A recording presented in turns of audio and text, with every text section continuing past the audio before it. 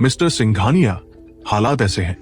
Board meeting के बाद empire world corporation ने अपनी पूरी ताकत मेट्रो लाइन 9 प्रोजेक्ट पर लगा दी।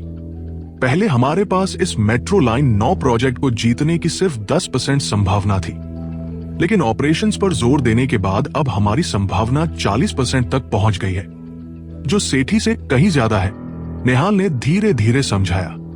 और फिर सेठी के लोग शायद हमारी मंशा भाग गए हैं। वे भी इस सबवे प्रोजेक्ट को हर हाल में जीतना चाहते हैं, इसलिए उन्होंने बड़ा त्याग किया है। कुछ दिन पहले ही सेठी के लोग सबवे एडमिनिस्ट्रेशन के वाइस प्रेसिडेंट से मिले और वादा किया कि अगर वे ये प्रोजेक्ट जीत गए तो सबवे प्रोजेक्ट के मैनेजमेंट राइट्स 5 साल से घटाकर 2 साल कर देंगे। नेहाल ने आगे कहा, 5 साल से 2 साल, क्या ये नंदिनी पागल हो गया है? रुद्र ने धीमी आवाज में कहा, हाँ, अगर हम इसे 5 साल तक चला सके तो ये प्रोजेक्ट जरूर मुनाफे में रहेगा, लेकिन अगर यह 2 साल का हो जाए तो यह प्रोजेक्ट मुश्किल से नुकसान से बचेगा।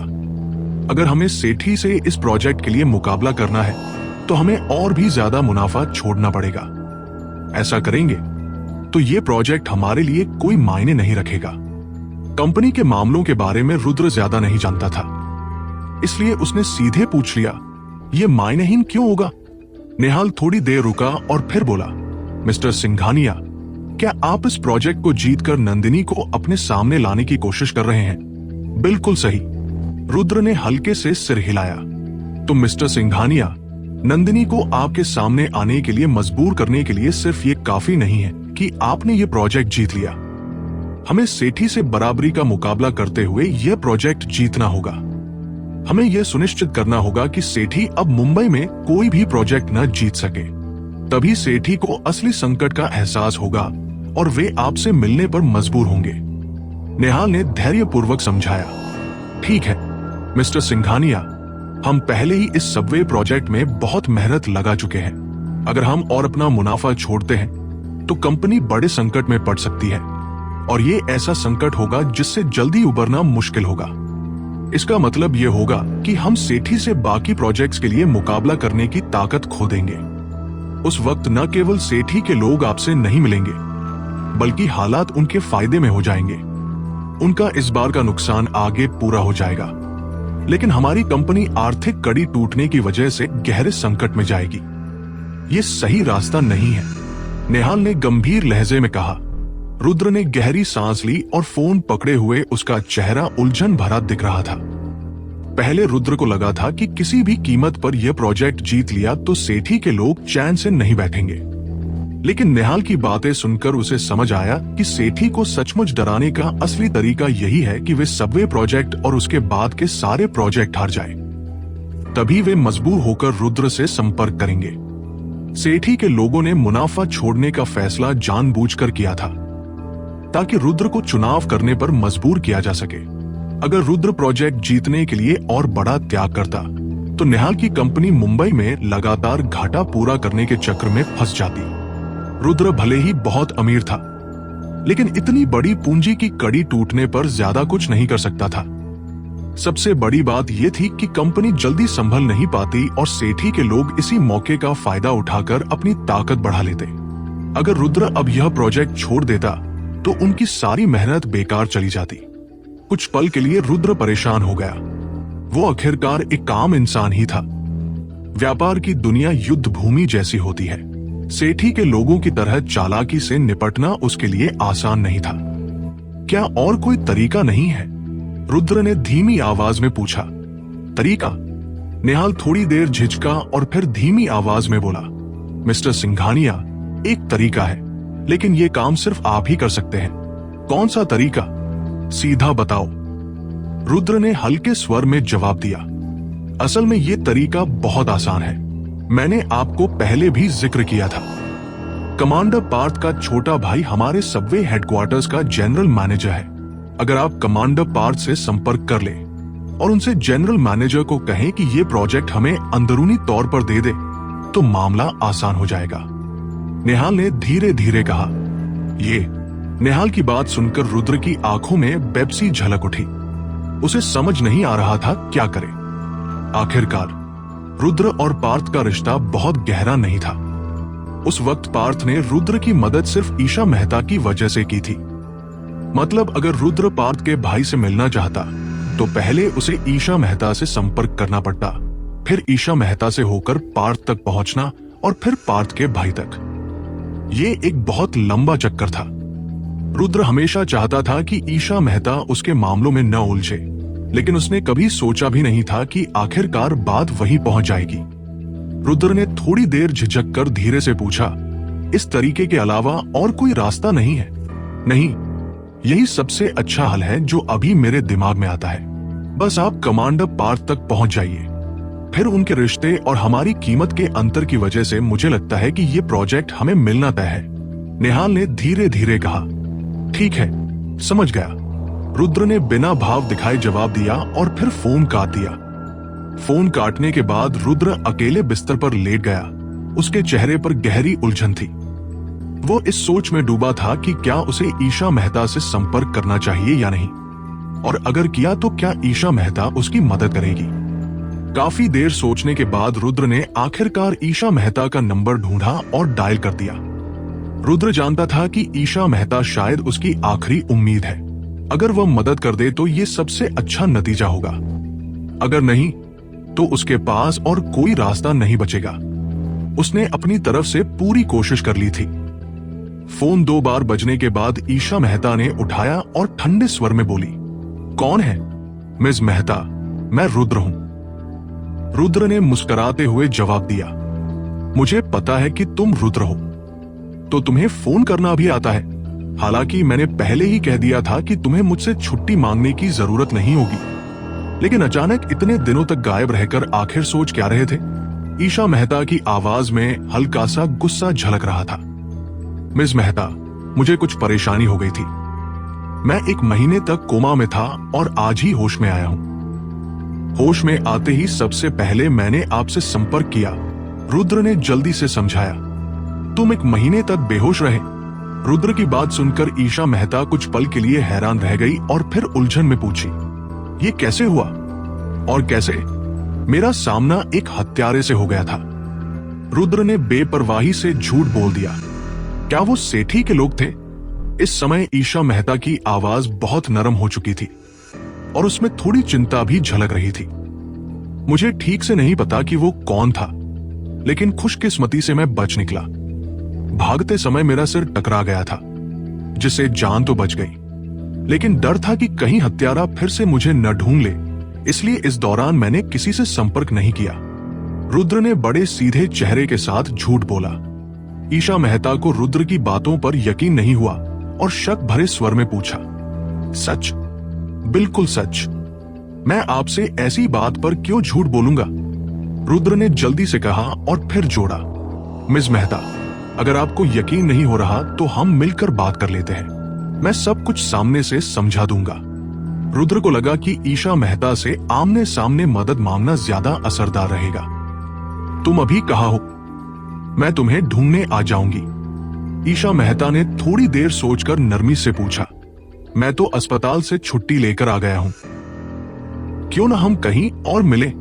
आपकी मेहरबानी से ही मैं अब तक कॉलेज से निकाला नहीं गया, नहीं तो बहुत पहले ही निकाल दिया जाता। इसलिए आपकी देखभाल के लिए मैं आपको खाने पर बुलाना चाहता हूं। रुद्र ने मुस्कुराकर कहा। फोन के दूसरी तरफ ईशा मेहता हल्के व्यंग्य से मुस्कुराई और बोली, ठीक है, तो चलो उसी वेस्टर्न रेस्तरां में मिलते हैं जहां पहले मिले थे। ठीक है। ईशा मेहता की बात सुनकर रुद्र ने तुरंत हामी भरी। फिर उसने फोन काटा, नए कपड़े पहने और जल्दी जल्दी विला से बाहर निकल गया। विला से निकलते ही रुद्र को एहसास हुआ कि उसका शरीर पूरी तरह ठीक हो चुका है। न सिर्फ ठीक हुआ था, बल्कि उसकी गति, ताकत और फुर्ती भी काफी बढ़ गई थी। ये बहुत ही अद्भुत अनुभव था। सोचा भी नहीं था कि उस बूढ़े आदमी ने जो औषधि गोली दी थी वो सचमुच असर करेगी। रुद्र ने मन ही मन सोचा। फिर उसने टैक्सी रोकी और कॉलेज के पास वाले वेस्टर्न रेस्तरां की ओर चल पड़ा। सप्ताहांत होने के कारण ईशा मेहता ने रेस्तरां में ही रुद्र से मिलने का वक्त तय किया था। रुद्र जब रेस्तरां पहुंचा तो देखा कि वहां काफी छात्र मौजूद थे और ज्यादातर जोड़े थे, जिससे माहौल बेहद रोमांटिक लग रहा था। रुद्र अंदर गया और उसने खिड़की के पास बैठी ईशा मेहता को देखा। आज ईशा मेहता ने काली छोटी स्कर्ट पहनी थी। उसकी मनमोहक काया उस स्कर्ट में और भी आकर्षक लग रही थी। उसकी गोरी साफ, पतली और सुडौल टांगे काले स्टॉकिंग और हाई हील्स में बेहद खूबसूरत दिख रही थी। उसका नाजुक चेहरा और घुंघराले काले बाल उसे अजीब सी मोहकता दे रहे थे। इस वक्त ईशा मेहता एक हाथ से थोड़ी टिकाए और दूसरे हाथ में मोबाइल पकड़े खिड़की से बाहर का नजारा देख रही थी। आज ईशा मेहता और भी ज्यादा गरिमामयी और शालीन लग रही थी। हालांकि उसकी सामान्य आकर्षक अदाएं कुछ कम दिख रही थी। रुद्र ने गहरी सांस ली और सीधा उसकी ओर बढ़ गया। पैरों की आहट सुनकर ईशा मेहता ने सिर घुमाया और रुद्र को ठंडे भाव से देखते हुए नरमी से पूछा, रुद्र, तुमने तो कहा था कि तुम घायल हो। तुम्हारे जख्म कहाँ है? मेरे अंदरूनी चोटें थी जो दिखाई नहीं देती। भागते समय मेरा सिर टकरा गया था। हालांकि बड़ी बात नहीं थी, पर मैं बेहोश हो गया था। रुद्र ने मुस्कुराते हुए समझाया और उसके सामने बैठ गया।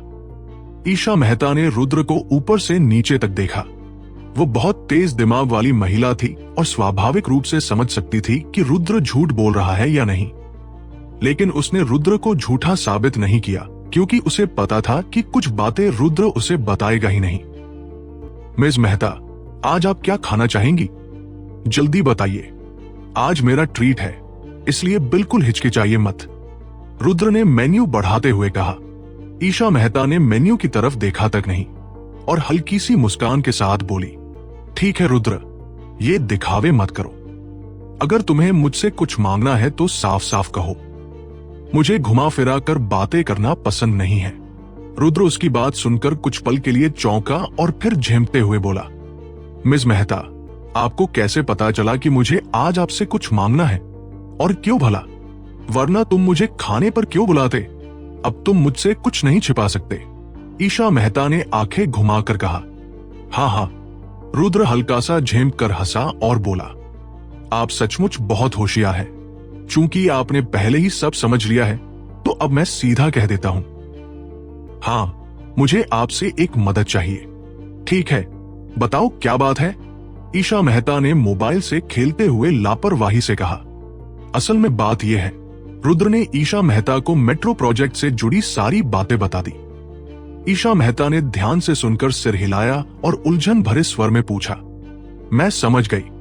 सेठी के लोगों से निपटने के लिए तुम ये मेट्रो प्रोजेक्ट पाना चाहते हो।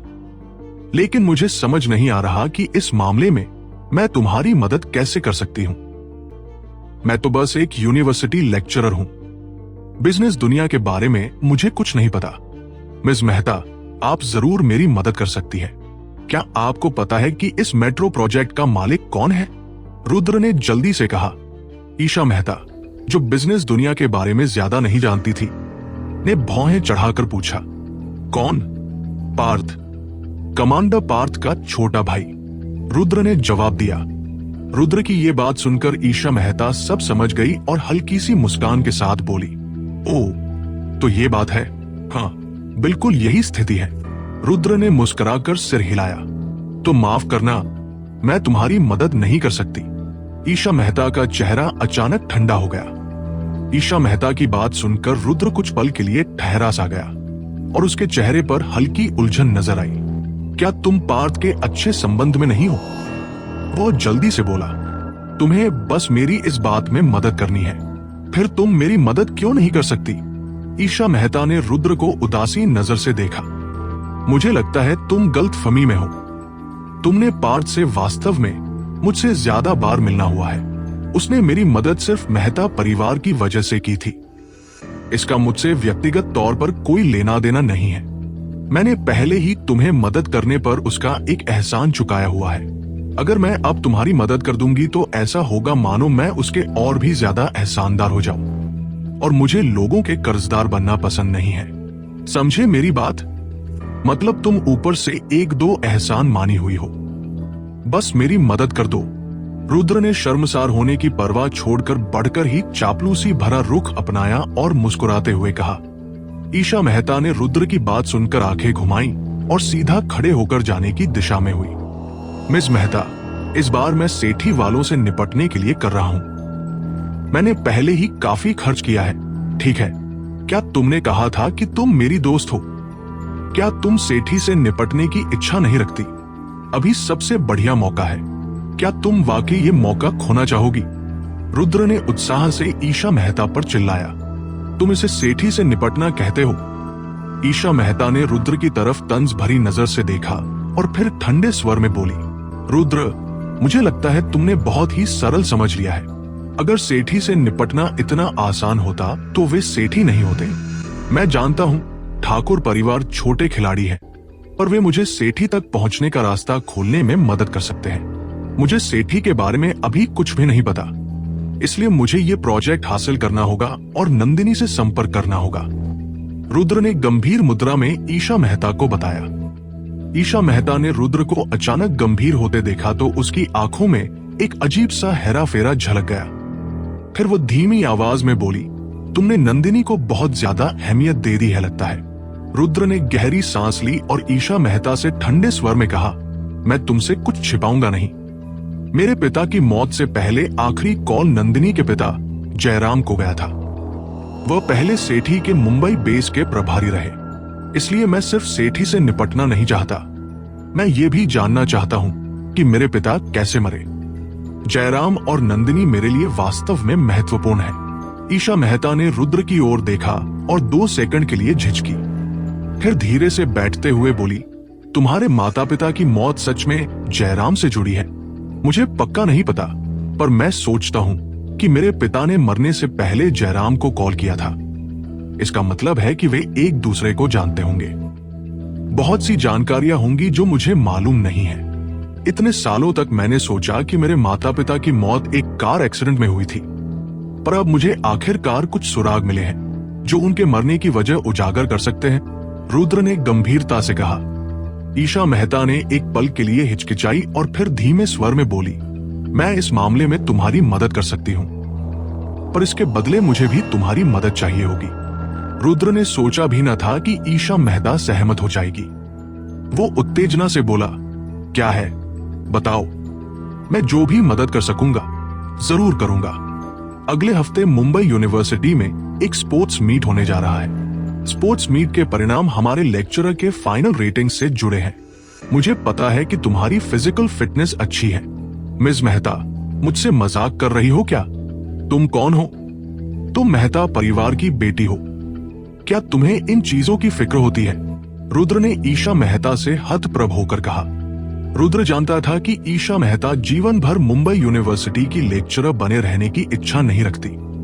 उसके यहाँ आने के कुछ अन्य मकसद भी जरूर होंगे, इसलिए उससे लगा कि ईशा मेहता इन चीजों की चिंता नहीं करती। ये मेरी पहचान से कोई लेना देना नहीं है। मैं अब एक लेक्चरर हूं और मैं अपने काम में बहुत गंभीर हूं। मैं अपने काम से प्यार करती हूं, इसलिए मैं नहीं चाहती कि मेरी फाइनल रिव्यू दूसरों से खराब हो। समझी?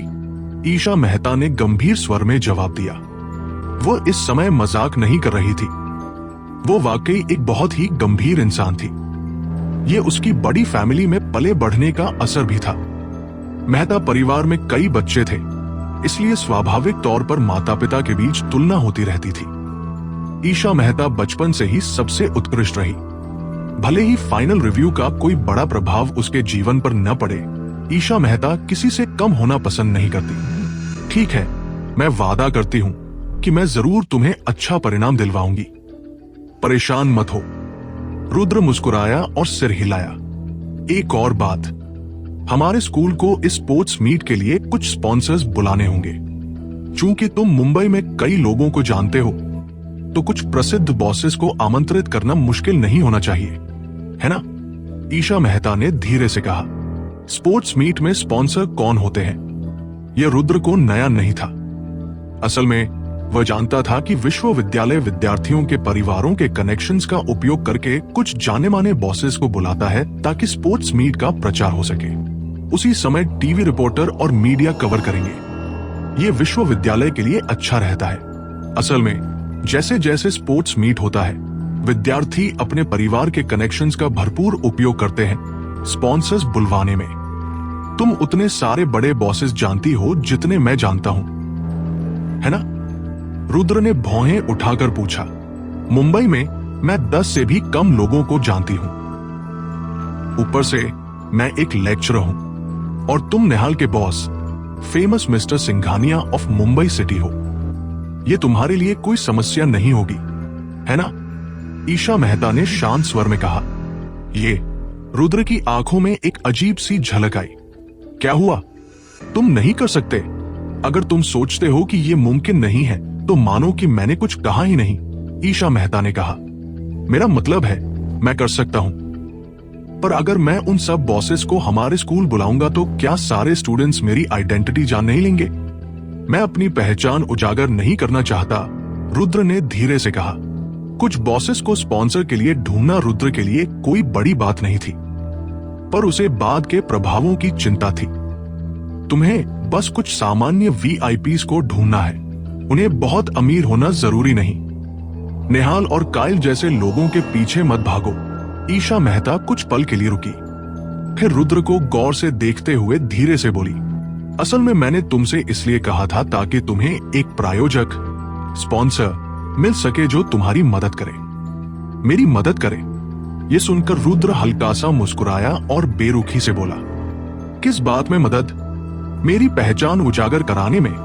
पिछली बार वित्त विभाग का पूरा प्रायोजन कार्तिक ने किया था। अब जब कार्तिक तुम्हारी वजह से कॉलेज छोड़ चुका है तो वित्त विभाग के छात्रों को कोई प्रायोजक नहीं मिल रहा। तुम जानते हो, पिछले खेलकूद महोत्सव में जिन कक्षाओं को प्रायोजक नहीं मिला उन पर हमारे छात्र हंसते थे। इस बार हालात उलट गए हैं। मुझे लगता है कि अब हमारी कक्षा पर बाकी छात्र हंसेंगे, ईशा मेहता ने धीरे से समझाया। रुद्र ने बिना कुछ कहे ईशा मेहता की ओर देखा। उसे पता था कि ईशा मेहता जो कह रही थी वो सच हो सकता है। खेलकूद महोत्सव में प्रायोजक ढूंढना मुंबई विश्वविद्यालय के छात्रों के लिए प्रतिष्ठा की लड़ाई बन चुका था। यह मुकाबला था कि किसके पास ज्यादा पहुंच और ताकतवर पहचान है। पिछली बार कार्तिक ने कई मशहूर स्थानीय व्यापारियों को बुलाया था, इसलिए उनकी कक्षा के छात्र इतराते घूम रहे थे और दूसरे छात्रों से लगभग झगड़ा हो गया था। रुद्र को लगा कि अगर इस बार उनकी कक्षा प्रायोजक न जुटा सकी तो बाकी कक्षाएं जरूर बदला लेंगी। रुद्र, भविष्य में तुम मुंबई विश्वविद्यालय में कम ही समय दोगे, इसे हमारी कक्षा के लिए तुम्हारा योगदान समझ लो, ईशा मेहता ने धीरे से कहा। मुझे उम्मीद नहीं थी कि तुम इन बातों की परवाह करती हो, रुद्र ने मुस्कुराते हुए कहा। मैंने पहले ही कहा था, चाहे जो भी काम करूं पूरी लगन से करती हूं। मुझे पता है हमारे छात्र क्या सोच रहे हैं, ईशा मेहता ने ठंडे स्वर में जवाब दिया। ठीक है, चूंकि तुमने कहा है तो मैं शर्त मान लेता हूं। मैं हमारी कक्षा के लिए प्रायोजक ढूंढूंगा और बदले में तुम मेरी पार्थ से बात कराओ। कैसा रहेगा? रुद्र ने धीरे से पूछा। ठीक है, ईशा मेहता ने सिर हिलाया और बिना देर किए रेस्टोरेंट से उठकर बाहर चली गई। मिस मेहता, आप सच में कुछ खाने वाली नहीं? ईशा मेहता को जाते देख उसने जल्दी से पूछा। मैं परहेज पर हूं, ईशा मेहता ने जवाब दिया और बाहर चली गई। ईशा मेहता के जाते ही रुद्र मुस्कुरा दिया। उसने सोचा नहीं था कि ईशा मेहता जैसी अमीर लड़की खेलकूद महोत्सव की इतनी परवाह करेगी। यह वाकई अजीब था। रुद्र को यह भी पता था कि ईशा मेहता की दोनों शर्तें असल में कोई शर्त नहीं थी। सच कहे तो ईशा मेहता मुफ्त में ही उसकी मदद कर रही थी, लेकिन वह नहीं चाहती थी कि रुद्र को लगे कि उसने उस पर कोई एहसान किया है, इसलिए उसने ऐसा दिखाया। खैर, किसी भी तरह रुद्र का आज का काम पूरा हो गया था। अब ईशा मेहता अगर बिचौलिए से संपर्क करने के लिए तैयार हो गई थी तो मेट्रो लाइन 9 का प्रोजेक्ट लगभग तय था। रुद्र ने गहरी सांस ली, अपना फोन निकाला और निहाल का नंबर मिलाया। हेलो मिस्टर सिंघानिया, निहाल ने फोन उठाते ही आदर से कहा। मैंने किसी को पार्थ के छोटे भाई से बात कराने के लिए लगा दिया है, तुम्हें इसकी चिंता करने की जरूरत नहीं, रुद्र ने धीमे स्वर में कहा। यह तो बहुत बढ़िया है, खुशखबरी सुनते ही निहाल उत्साहित होकर बोला। वैसे अगले सोमवार हमारे मुंबई विश्वविद्यालय का खेलकूद महोत्सव है, तुम कुछ इसी तरह के व्यापारियों को प्रायोजक के लिए ढूंढ देना, रुद्र ने धीरे से कहा। मिस्टर सिंघानिया, क्या आप चाहते हैं कि मैं खुद वहां जाऊं? रुद्र का आदेश सुनकर निहाल पल भर के लिए हैरान रह गया और धीरे से पूछा, नहीं, तुम मुंबई में बहुत मशहूर हो। अगर तुम गए तो ये छात्र डर ही जाएंगे। बस मुझे कुछ लोग ढूंढ दो। हाँ, ध्यान रहे मेरी पहचान उजागर ना हो। रुद्र ने शांत स्वर में कहा, मिस्टर सिंघानिया, निश्चिंत रहिए। आप चाहते हैं कि प्रायोजक भी मिल जाए और पहचान भी छुपी रहे, है ना?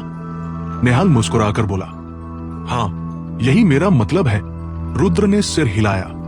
ठीक है, मुझे समझ आ गया। आप चिंता मत कीजिए, मैं ये काम संभालूंगा। निहाल ने कहा, ठीक है, अगर और कुछ नहीं है तो चलता हूं। ठीक है। फोन रखने के बाद रुद्र ने शरीर को हल्का सा फैलाया, ईशा मेहता की कॉफी का भुगतान किया और रेस्टोरेंट से निकल गया। अब जबकि सब कुछ तय हो चुका था, रुद्र को काफी सुकून मिला। वो टैक्सी से घर गया और अच्छी तरह आराम करने की तैयारी की। भले ही एसेंस कल्टीवेटिंग पिल के दुष्प्रभाव अब खत्म हो चुके थे, रुद्र को अब भी थोड़ी थकान थी। इसलिए उसने कुछ समय तक विश्राम करने का फैसला किया। रेस्टोरेंट से निकलने के बाद रुद्र टैक्सी लेकर रॉयल नो 1 पहुंचा और आराम करने लगा। उसका शरीर अब भी कमजोर था क्योंकि वो बहुत लंबे समय तक बेहोश रहा था। वो अगले दिन सुबह 8 बजे तक सोता रहा। जागने के बाद रुद्र ने फोन उठाकर देखा, पाया कि ईशा मेहता की कॉल आई थी। उसने तुरंत वापस कॉल किया। ट्रिन ट्रिन। 2 बार घंटी बजते ही ईशा मेहता ने फोन उठा लिया। मिस मेहता, क्या पार्थ से कोई खबर है? रुद्र ने मुस्कुराते हुए जल्दी से पूछा। हाँ, मैंने कल रात पार्थ को फोन किया था। पार्थ ने पहले ही मान लिया है कि वह तुम्हें अपने भाई से मिलवाएगा। समय अगले शनिवार तय किया गया है, ईशा मेहता ने शांत स्वर में कहा। यह तो बहुत बढ़िया है। रुद्र की आंखों में उत्साह की चमक आई। इतना खुश मत हो। पार्थ ने सिर्फ तुम्हें अपने भाई से मिलवाने का वादा किया है। उसने ये नहीं कहा कि वो तुम्हें मेट्रो प्रोजेक्ट दिलाने में मदद करेगा। ईशा मेहता ने धीरे से कहा, जब वक्त आएगा तो वो तुम्हारे एक शब्द पर तय हो जाएगा, है ना? रुद्र मुस्कुराया। क्या? ईशा मेहता उसकी बात सुनकर निरुत्तर रह गई। फिर धीमे स्वर में बोली, पहले तुम वही करो जो मैंने कहा है। इसकी चिंता मत करो, मैं ये काम पूरा कर दूंगा। रुद्र ने मुस्कुराकर कहा। रुद्र के लिए अगर उसे मेट्रो प्रोजेक्ट मिल गया तो उसके दिल से बोझ उतर जाएगा। बाकी सब बातें उसके लिए मामूली थी। फोन काटने के बाद रुद्र ने नहा धोकर नाश्ता किया। नाश्ते के बाद रुद्र ने प्रदीप को ढूंढने की बजाय कॉलेज लौटने का फैसला किया। आखिरकार रुद्र हाल ही में कॉलेज नहीं गया था। उसे लगा कि उसे वापस कॉलेज जाकर देखना चाहिए, नहीं तो ईशान, रोहित और बाकी लोग सोचेंगे कि रुद्र ने कॉलेज छोड़ दिया है। कॉलेज पहुंचने के बाद रुद्र ने पाया कि क्लास के छात्र स्पोर्ट्स मीट की तैयारी कर रहे थे। मैदान में मंच बनाया जा रहा था और प्रतियोगिता का स्थान तय हो रहा था। मुंबई यूनिवर्सिटी का स्पोर्ट्स मीट हर साल होता था। यह विश्वविद्यालय की गतिविधियों में कॉलेज की एनिवर्सरी के बाद सबसे बड़ा आयोजन था। इस साल का स्पोर्ट्स मीट संयोग से कॉलेज की एनिवर्सरी के साथ पड़ रहा था, इसलिए कॉलेज इस पर बहुत ज्यादा ध्यान दे रहा था। यही कारण था कि ईशा मेहता ने रुद्र से मदद मांगी थी। रुद्र, तुम आखिरकार क्लास में लौट आए। अगर तुम जल्दी वापस नहीं आते तो रोहित और मैं मिसिंग रिपोर्ट दर्ज कराने वाले थे। ईशान और रोहित ने क्लास में आते ही देखा कि रुद्र मोबाइल से खेल रहा था। मुझे थोड़े दिन पहले कुछ काम था, इसलिए क्लास में नहीं आया। रुद्र ने मोबाइल नीचे रखकर मुस्कुराते हुए कहा, मुझे पता है तुम जैसे अमीर वारिसों के पास बहुत काम होते हैं, इसलिए मैंने तुम्हें ढूंढा नहीं। सोचा कि कहीं परेशान न कर दूं। ईशान हंसते हुए बोला। रोहित रहस्यमयी अंदाज में रुद्र के पास आकर बोला, रुद्र, तुम इन दिनों कहाँ थे? क्या तुम अपनी गर्लफ्रेंड अवनी से मिलने गए थे? मैंने खबरों में देखा है तुम्हारी गर्लफ्रेंड अवनी इन दिनों विदेश में एक बड़ी फिल्म की शूटिंग कर रही है, जिसमें कई इंटरनेशनल सुपरस्टार भी हैं। अगर तुम अगली बार उससे मिलने जाओ तो क्या मेरे लिए कुछ ऑटोग्राफ ला सकते हो? मेरे पास कुछ पर्सनल मैटर था, इसलिए मैं अवनी से मिलने नहीं गया। रुद्र ने बेबस होकर कहा। कौन सा पर्सनल मैटर? रोहित ने उत्सुकता से आंखें झपकाते हुए पूछा। रुद्र ने उसकी ओर देखा, लेकिन जवाब नहीं दे पाया। रुद्र, अब तो तुम इतने अमीर हो गए हो, क्या तुम हमें दुनिया दिखाने बाहर नहीं ले जा सकते? इतने कंजूस क्यों बन रहे हो? जब तुम्हारे पास पैसे नहीं थे तो हमने तुम्हें कितनी बार खिलाया पिलाया था। ईशान ने थोड़े गुस्से से कहा। बिल्कुल सही रुद्र, ऐसा तो नहीं कि तुम अमीर बनते ही हमें भूल गए हो, रोहित ने भी जोड़ा। रुद्र ने बेबस होकर दोनों को देखा और धीरे से बोला, मैं पर्सनल मैटर निपटा रहा था, मौज मस्ती नहीं कर रहा था। लेकिन चिंता मत करो, अगर मैं मौज करने बाहर जाऊंगा तो तुम दोनों को जरूर साथ ले जाऊंगा। यही सही बात है। रुद्र की बात सुनकर ईशान खुशी से मुस्कुराया। तीनों थोड़ी देर बातें करते रहे और फिर घंटी बज गई। रुद्र क्लास पर ध्यान देने लगा जबकि ईशान और रोहित मोबाइल से खेलने लगे और सोते रहे। आधा दिन जल्दी ही बीत गया। सुबह क्लास थी लेकिन दोपहर में कोई क्लास नहीं थी, इसलिए क्लास खत्म होने के बाद सभी छात्र अपनी किताबें उठाकर हॉस्टल लौट गए। रुद्र भी घर जाने का सोच रहा था।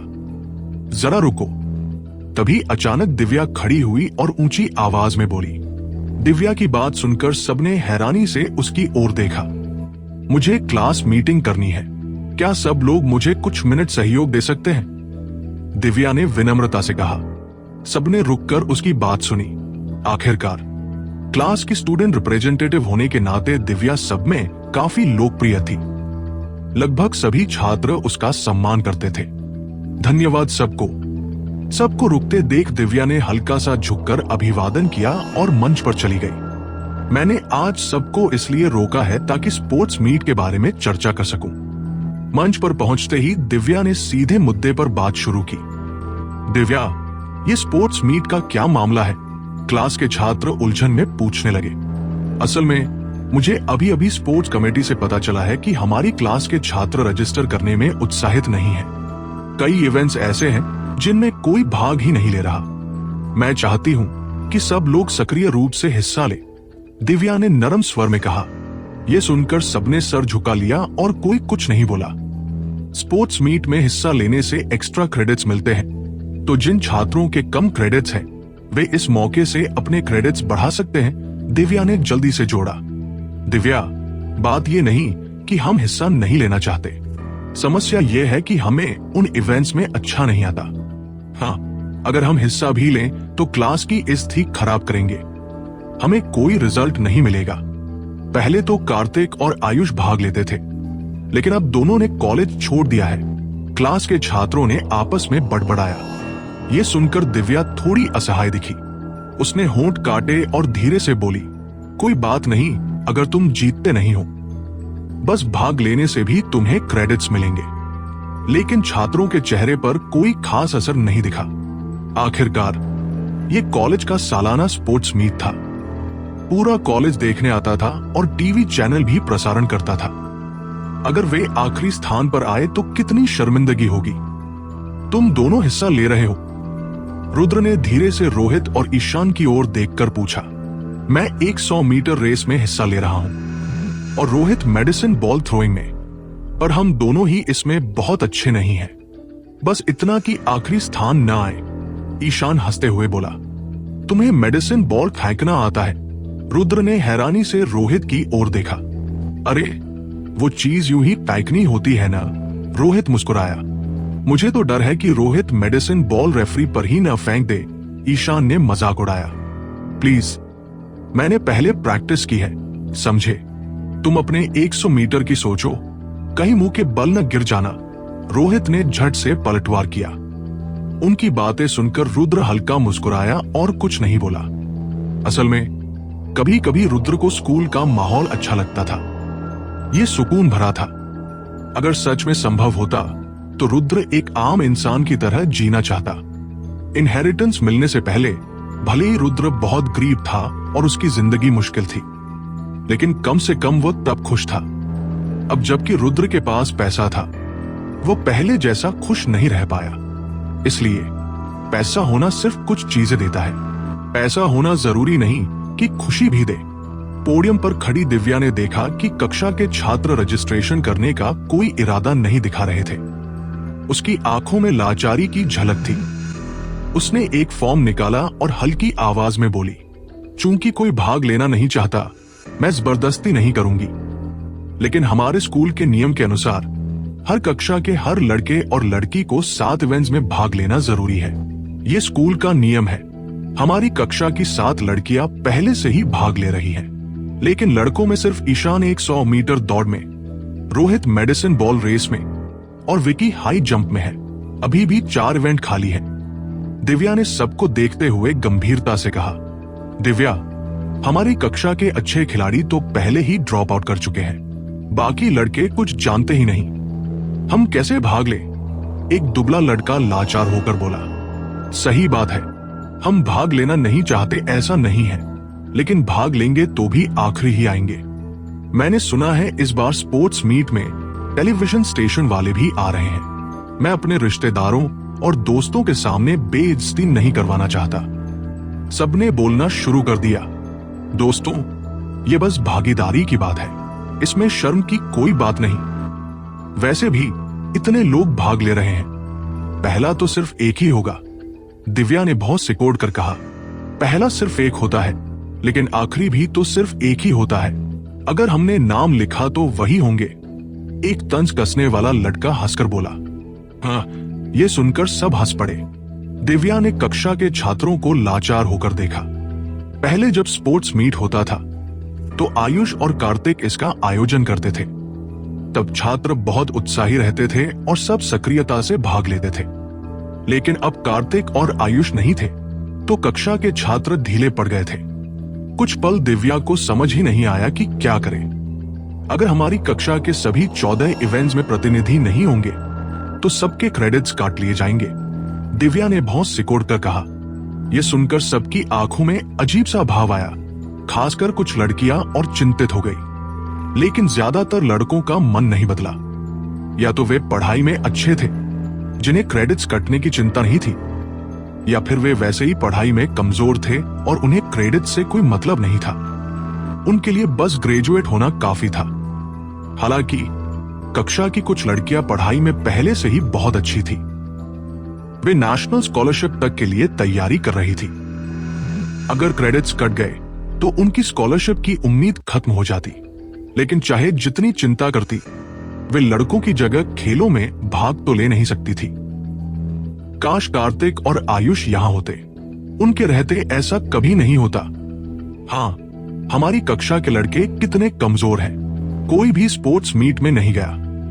बहुत शर्म की बात है।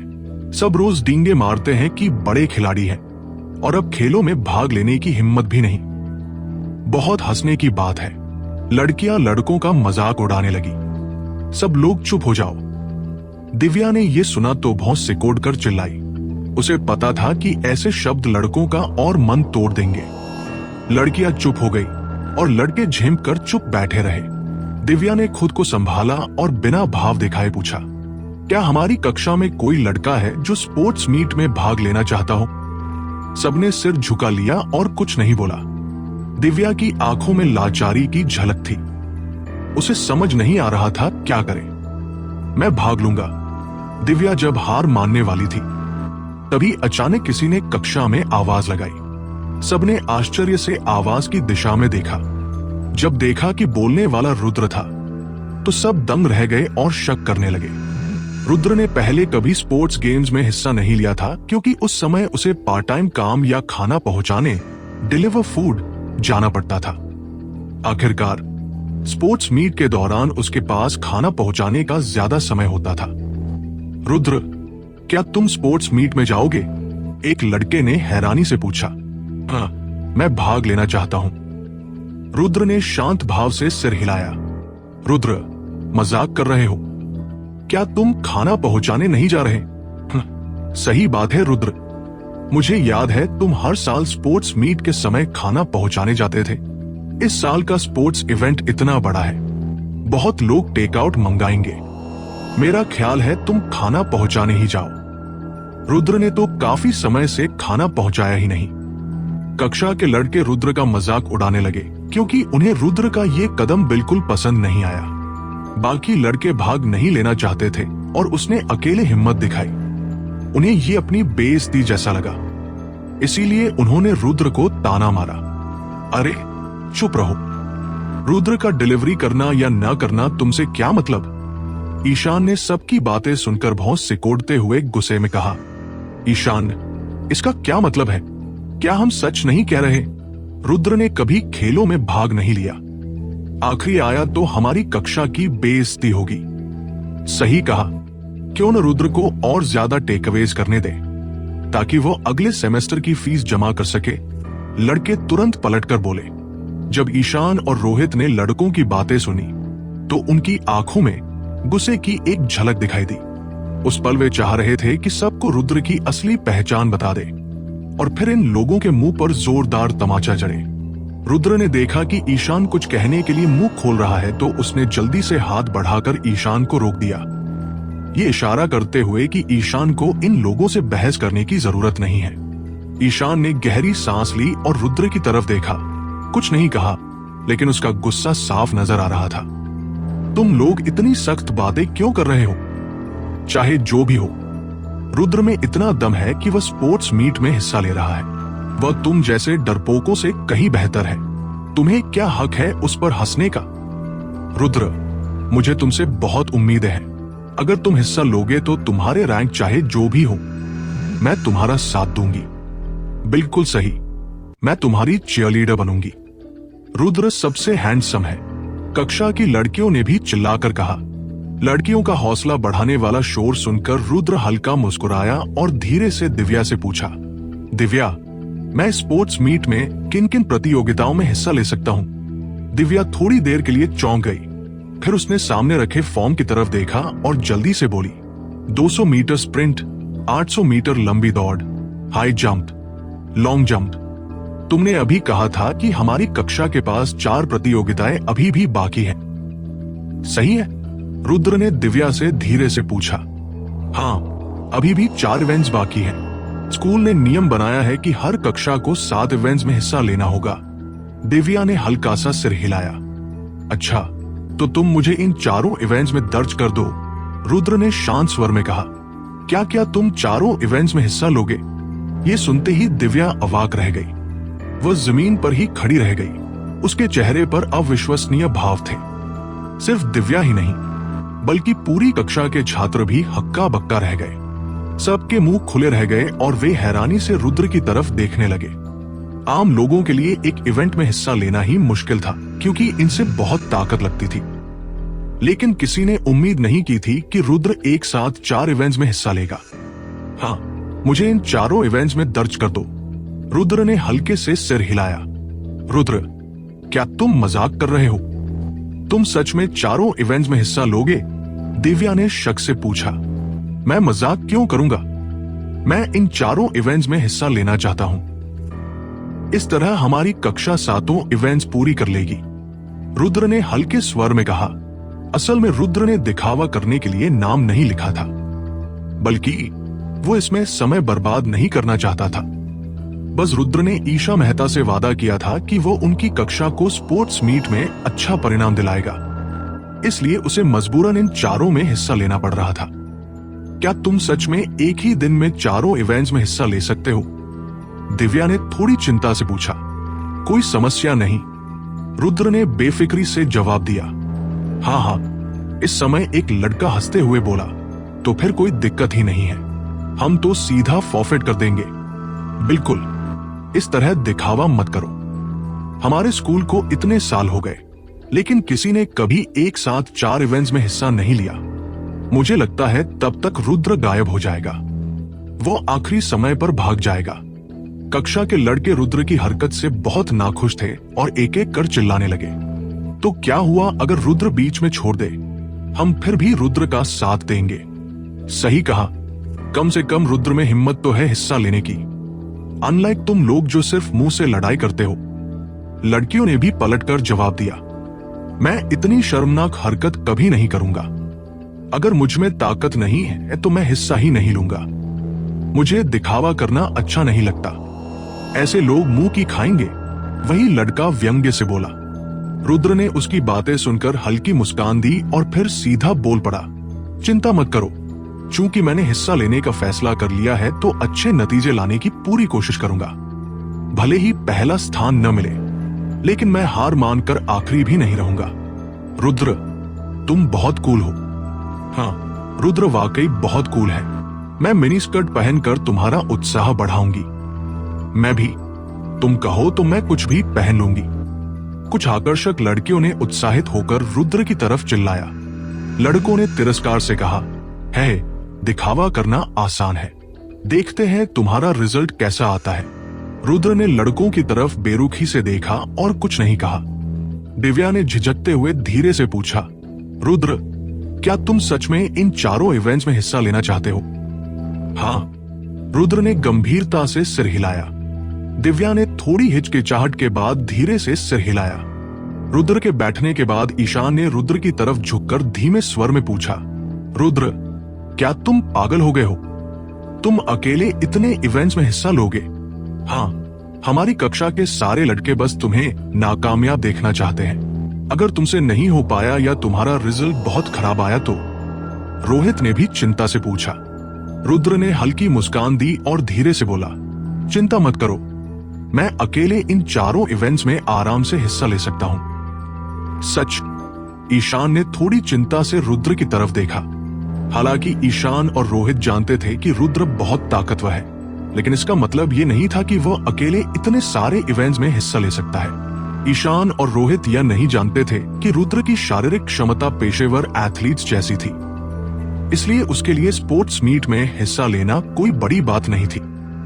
यहां तक कि 10 इवेंट्स भी हो जाते तो रुद्र पर कोई दबाव नहीं होता, 4 तो मामूली थे। चूंकि रुद्र अकेले 4 इवेंट्स में हिस्सा ले रहा है, तो यह मसला सुलझ गया। अब अगले मुद्दे पर चलते हैं। दिव्या ने घोषणा की। अगली समस्या। दिव्या की बात सुनकर कक्षा में मौजूद विद्यार्थी उलझन में पड़ गए। उन्हें समझ नहीं आया दिव्या का मतलब क्या है। दिव्या, क्या और भी समस्याएं हैं? एक लड़की ने पहल करते हुए दिव्या से पूछा। दिव्या ने गहरी सांस ली और धीरे से बोली, दूसरी समस्या खेलकूद प्रतियोगिता से जुड़ी हुई है। आप सबको पता होगा कि हमारे स्कूल की खेलकूद प्रतियोगिता में हर साल स्थानीय उद्यमियों को प्रायोजक के तौर पर बुलाया जाता है। इसके अलावा इस प्रतियोगिता का स्तर काफी बड़ा होता है, इसलिए स्कूल के पास प्रायोजकों के लिए कई नियम हैं। प्रायोजकों के लिए भी नियम हैं। विद्यार्थी हैरान हो गए। हाँ, हमारे स्कूल ने यह तय किया है कि प्रायोजक की संपत्ति कम से कम 5 मिलियन रुपए से ऊपर होनी चाहिए। साथ ही उसका मुंबई में एक हद तक नाम और पहचान भी होनी चाहिए। हमारी कक्षा ने पहले कुछ प्रायोजक ढूंढे थे, लेकिन वे स्कूल की शर्तों पर खरे नहीं उतरे, इसलिए अब हमें नए प्रायोजक ढूंढने होंगे, दिव्या ने धीरे धीरे कहा। विद्यार्थियों के चेहरों पर असहजता झलकने लगी। वे एकदम समझ नहीं पाए कि क्या करें। असल में फाइनेंस विभाग के विद्यार्थियों ने जितने भी प्रायोजक ढूंढे थे, बहुत मेहनत से ढूंढे थे, लेकिन यह उम्मीद नहीं थी कि इस बार स्कूल प्रायोजकों के लिए इतनी सख्त शर्तें रखेगा। दिव्या, तुम मजाक कर रही हो क्या?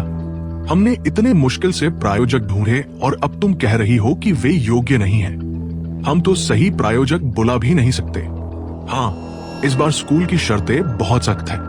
5 मिलियन रुपए से ज्यादा वाले प्रायोजक कहां से लाएंगे?